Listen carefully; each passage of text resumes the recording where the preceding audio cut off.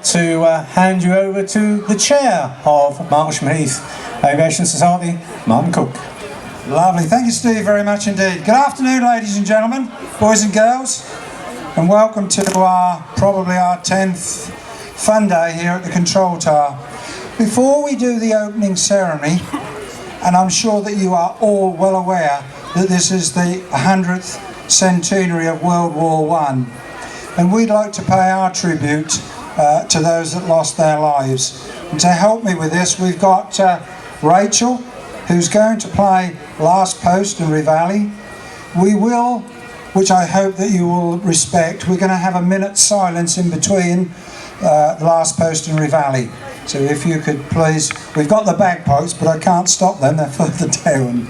But we're going to just do that, and then we will have those immortal words from The Fallen by Lawrence Binion.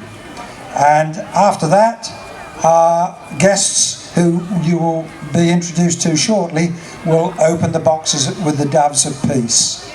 So if you're all okay and everybody's ready, we'll hand you over to Rachel. Rachel.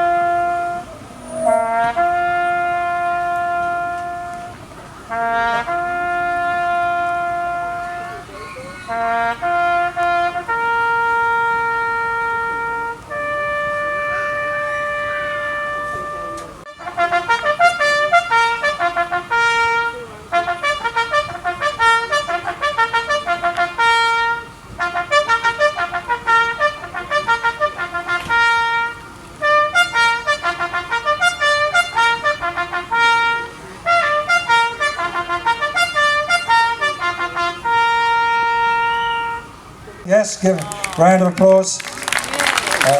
Lovely. That's James Mullen and his Doves of Peace. I just forgot to tell you that Rachel has come all the way from Stowe Mare, which is a First World War airfield, in the true sense that it's still there and is being rebuilt and will be a wonderful model in the years to come. So we do thank Rachel for coming all the way here to open it up. Martlesham, of course, like Orford Ness. Yeah, give her a round of applause. Yes, she deserves it. Martlesham, like Orford Ness, of course, was also a World War I airfield, and the pilots used to come back here for rest. So I think that we have, it's nice just to show that. I lost 6 relatives in the First World War, and I feel quite passionate about doing this and have no reservations about doing it on an afternoon like this. We must remember. Okay folks, so now I'm going to hand you over to Robert Dunnett, my Vice Chair, who's going to introduce our guests and open the show. Thanks Martin, and welcome everybody, and many thanks to Martlesham Brass, but I've been shortchanged because I didn't do the conducting of Aces High, so will you all get together again? They're pleased about that, Robert. Anyway, yeah, we are sorry to slow the whole thing down, but now we've got 2 exceptional young men who are going to speed it up again. I like to call them the Morecambe and Wives of BBC Radio Suffolk. You probably have heard of, everybody's heard of James Hazel, but of course everybody's heard of Bob Shelley, so it's with great, and we have his delightful wife here, hello, and what I'm going to do is to hand over to these boys now, and they're going to throw this place open and I hope make you laugh. Ladies and gentlemen, I give you James Hazel and Bob Shelley. Thank you very much. We've only got just the one. I thought we had another. Give him one, because he'll sulk if you don't give him one. I think more Laurel and Hardy, if I be honest. Hello. Oh, it's working. Yeah, it is, yeah. Laurel and Hardy? More Laurel and Hardy, yeah, with you being Laurel. Yeah. I suppose, what with the No, weight I'll loss do that, is it? and everything. Hey, I've got to tell you, talking about RAF and things like that, Yeah. I went to the doctors the other day and I found I've got sleep apnea. Sleep apnea? Yes, and I have to sleep with a mask on all night. Absolutely true, this. And Leslie woke up, she thought she was sleeping with Biggles. Yeah. And she said, apparently it's 12 o'clock high. Yeah.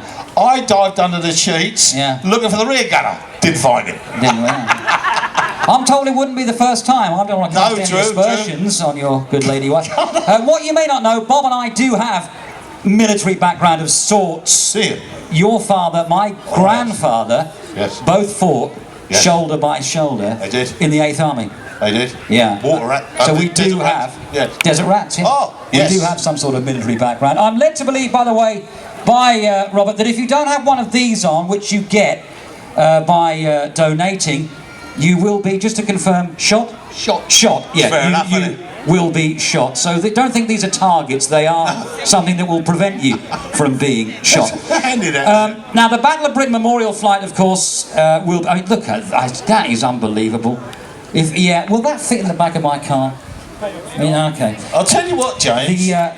People that might not know, the aircraft's not over here yet, but can you give them a demonstration of the wonderful sound? The noise that's going to make when they come over. When is the BBMF flight due? We're hoping it's going to be over. It was coming over at 3:30. It has put back, but BBMF are going to give us an ETA as soon as they can. So it's going to be sometime after 3:30. All at RAF. By the way, that's a quarter. ETA, where the hell is that? Outside of Stone Market, I know. Estimated time of arrival. Oh, thank you. Foolish boy. Thank you very much, take it. So ETA, what did you say, 4 o'clock? Ish? Ish, 4 o'clock ish. And then the skies will be filled with that wonderful noise. Is that good? Round of applause just for me, buddy. Hello. He's good. Before we go any further, if I could just say this is not anything official from the BBC, this is just me, if I could just say this. The Grace Spitfire is not too noisy and should never be taken out of the skies of Suffolk. Absolutely. End of story. It's Yes. not noisy enough, frankly. No. Whenever that's seen, it's a very welcome sight. We've got to do... You lived here when this site was operational. I did. I lived in Dobbs Lane. Any memories of the operational I do, because, base? yes, the Americans weren't here then. They'd gone. Yeah. But we had the RAF, and it was in. They used to use it all the time. And down the bottom there, I do believe there's a bungalow with DB over the door, which is could possibly be. Could well be. Douglas Bader, the great man himself. Yeah. Yeah. Now, do we say Bader or Bader? I say Bader, and you say Bader. No one really knows. Let us, without further ado, remind you that also they've got raffle tickets down there for sale. Please support those. Lots of food available over there. Help for Heroes is there. And, of course, we must thank our sponsors as well. This is no word of a lie. These people did my MOT. Did they? Yeah, seriously. No word of a lie. Yeah, it passed. Don't know how. But thank you to the sponsors as well. And we must make every effort to keep facilities like this wonderful facility here open. Yes. So to those who have gone the extra mile to keep it open, to put on this open officially. That's when they went back in again. But thank you, Bob, and thank you, James, and thank you, Leslie, for joining them. Many thanks. Hope to see you next year. Over to you, Martin. Yeah, but just very quickly, folks, one thing we had on our poster, which lots of you came to see really, was the Merlin engine, which we were going to start up, or the gentleman was going to start up. Unfortunately, it blew a cylinder a month back and is very expensive to repair. So, in its place, not the same size, not the same type of engine, we have a Yak over there that later on this afternoon at 2:50, it's a jet engine and is going to fire that up for us. So that's at 2:50, folks. I was a naughty boy. I got put into a second crew, and the skipper had already done 2 tours of ops, so they wouldn't give him another flying job, which was getting towards the end of the war. So all we used to do was go over to Aldergrove in Ireland, pick up the new Lancasters, which were all painted white, bring them to Swinderby in Lincolnshire, and then they were made out to squadron requirements, and then we ferried them to the squadrons. It was a cushy job, really. Cushy in the World War, cushy ferrying Lancaster, all white. So they stood out a bit then. Oh yes, yeah, but that didn't matter then, you see, because it was the end of the war. and so they were bringing over, and they painted them for us, and they painted some of them to go to the Far East, you see, because they wanted them for that sort of thing, for us, yeah. How many trips did you do, Ivan? About 9 to 10, that's all, yes. And then, of course, the war was over then, so that was it for me, yes. I thoroughly enjoyed it though, because all you had to do was to call up a control tower when you took off, and then you could do what you like on the aircraft until you landed in Lincolnshire, and then called up again to say you were then coming into land. So that was a nice little job, really, and still here. That's what he called a cushy number. Ivan, it's very, very good to meet you. Ladies and gentlemen, I will tell you how old Ivan is. He's 90. Exactly. Yeah, but he'd already done 2 tours of operations, and so they put him on ferry work, and we ferried New Lancasters from Aldergrove in Northern Ireland to Swinderby in Lincolnshire, and they brought them there to squadron requirements, and then we ferried them around after they'd been modified to various guns and camouflages and different things like that on, you see, yeah. And you did about 9 trips. 9 trips did you altogether? With that. Yeah, and why were they painted white at that Well, time? that's how they all were when they came from Canada. Right. Because some of them had to be camouflaged for here, and others had to be made for the Middle East, you know, the dusty colours, Okay. and then the others for the Far East. Right. So until they were made out to squadron requirements, they didn't know exactly where the squadrons were, so they waited until they got the information, and that's when they were painted in that colour. And when you took them to Swinderby, Yeah. what happened to them there? Did they They go... were modified, you see. Right, okay. Yeah. Some of them had .5 machine guns put on them instead of the 303s that we did Okay. have, and they did experiment with a 20 millimeter mid-upper gunner pair of cannons in that experiment, but I didn't get into that one because they were, you see, because I was posted after that. Right. Yeah. Did you get any hairy moments at all? Not really. No? No. Pretty But straightforward. When I was training, I did crash in a Wellington at Wing near Leighton Buzzard, and a piece of the perspex is in the Lancaster base model up in the tower here, and I had ran off the runway at Swinderby, straight off the end of the runway, and into a wooden copse, and took the 2 wingtips off a lank. But they were just little things that happened. Right, yeah. Well, you and I have got something in common. Yeah. At least I've flown 3 times in a Lancaster, Oh, yeah. but all as an ATC cadet or when I was an apprentice at Halton. Yeah, well, I flew at the first ATC Gazette with 262 Squadron, Yeah. the opponent of 188 Squadron Right. in Ipswich, and we went to Martlesham in 1940, and we took off in a Blenheim, came round because there was no runways then, and when he swung it round to land, the tail wheel went straight into a rabbit hole, and the aircraft broke in half behind the gun turret. Really? Yeah, so that was my first flight. And that was a brand new aircraft, was it? Well, not a brand new one, but that was what they'd got there. Right, okay. At Martlesham, yeah. Well, thank you very much indeed. Yeah, thank That's very you. nice meeting you anyway. Thank you. Yeah.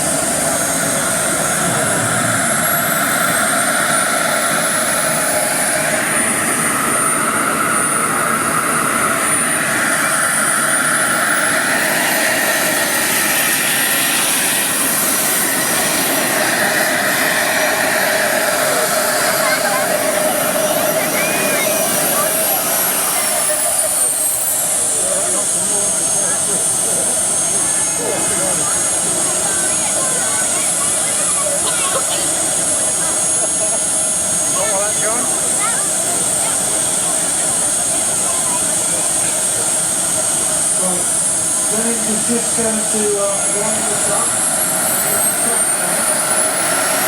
When he lifts up now, we'll get another tank.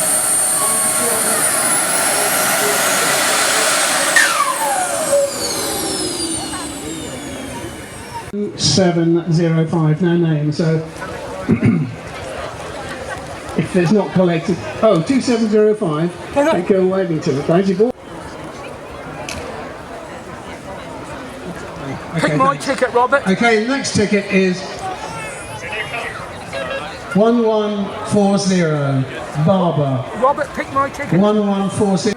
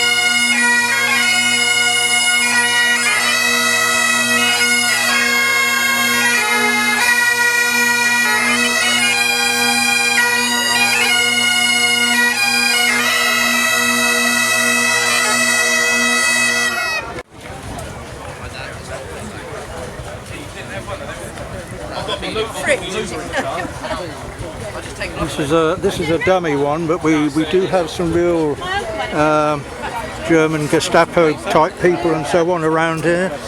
Some eating sarnies and burgers and things like that. Hello guys. Everybody okay? Yes. Good. You should be speaking in a German accent, you know. Ah, yeah.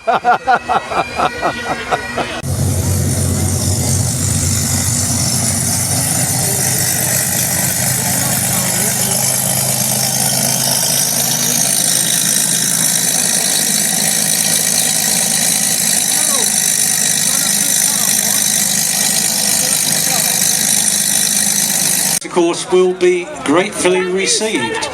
Right, I see we've got our I'll just come up here into the centre actually, because we look like we're getting our uniform people together. I don't know who's doing the photograph actually, I have to say. Oh, you are? Ah. Tell that Brett he's in the fall over your...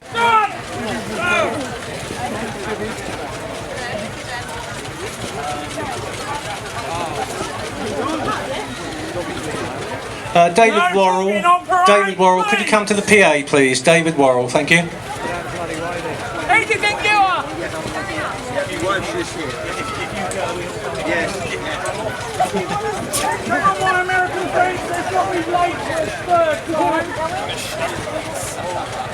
Come on, anybody else? Military uniform or civvies of the era? Do I want you to duck down? Come on now, darling. Can you come forward in the semi? No, you're getting too wide.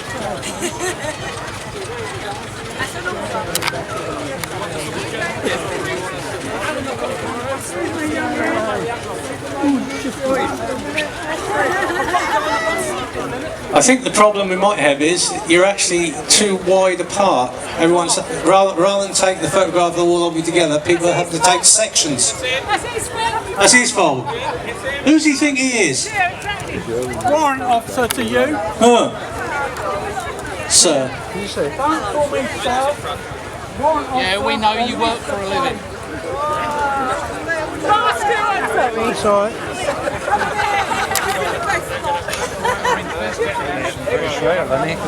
The orange one. Can I come through? I need to. I need to come further back. Can we come further back? You want to get a decent camera, Alan? Can I get you the... Tarky, when since have you been tall? If he gets out of my way, I'll be fine. Or in it. Smile then, folks. Okay, everybody. Just while that's happening, I'm just going to venture up to the back of the field here, because we've got some static steam engines up here that hopefully the mic will reach. We've got some static steam engines up the back here. Also a tribute stand to 152 Squadron 1939.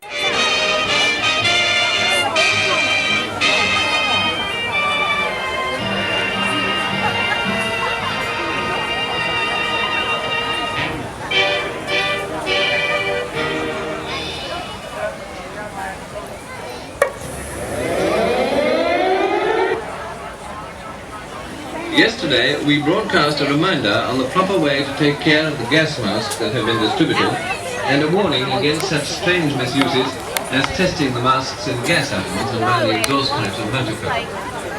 Today, a notice from the Home Office emphasises this point in these words. The public are warned against this highly dangerous practice.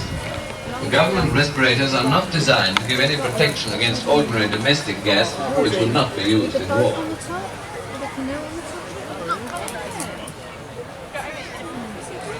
I want to talk to you this morning about clothes and last 12 months. And the first 26 people are in your celebration book. We all know the children grow out of their clothes. Therefore they will begin to walk for their food. And and you were in the mid-80s. Did you ever say what to make it work? Don't catch me. Should be boiled before being given its mouth. Remain away from it when it doesn't catch very well. We need the heat of it boiled before it is used. Secondly, and all enough to the temperature. Please make quite certain that you don't put getting down in that is not working. Please leave a hole in your garden.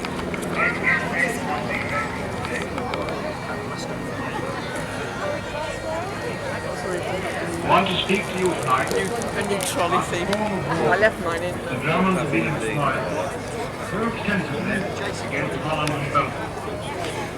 Namely, the stopping of troops by parachute behind the main defensive line. Since the war began, the government have received countless inquiries from all over the kingdom.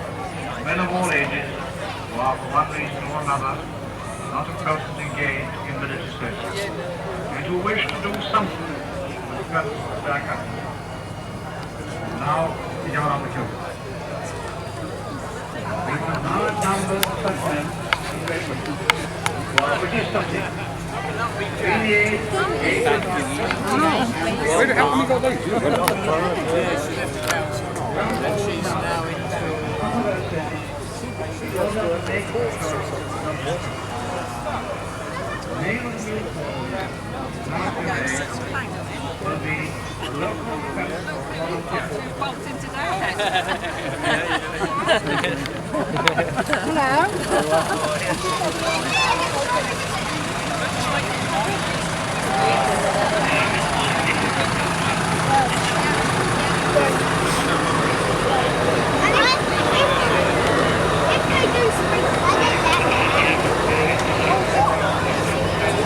Hello, Andy. What's that? How are you? All right, nice to see you again. Yeah, and you. Yeah.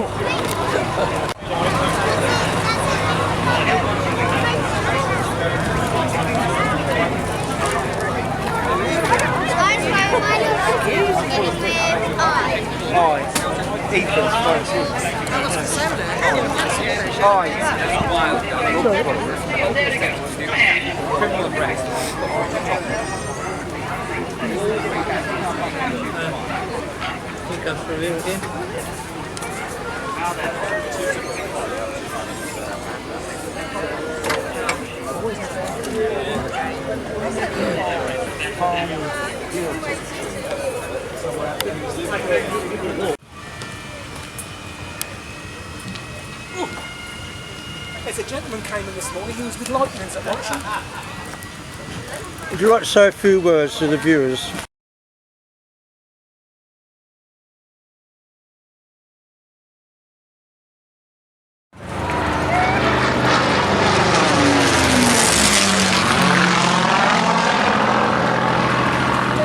This is about noise, ladies and gentlemen.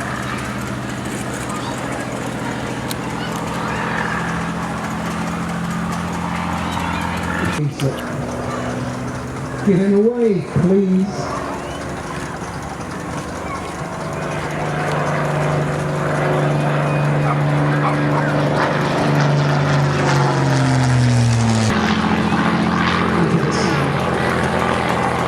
We'll get another cross. The road sign is over there, get another cross. Here we are.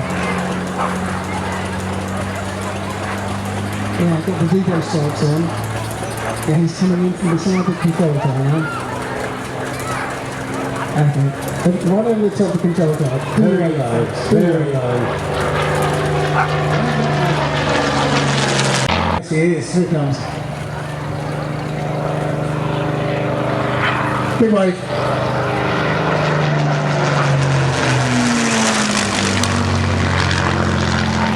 That's what we want.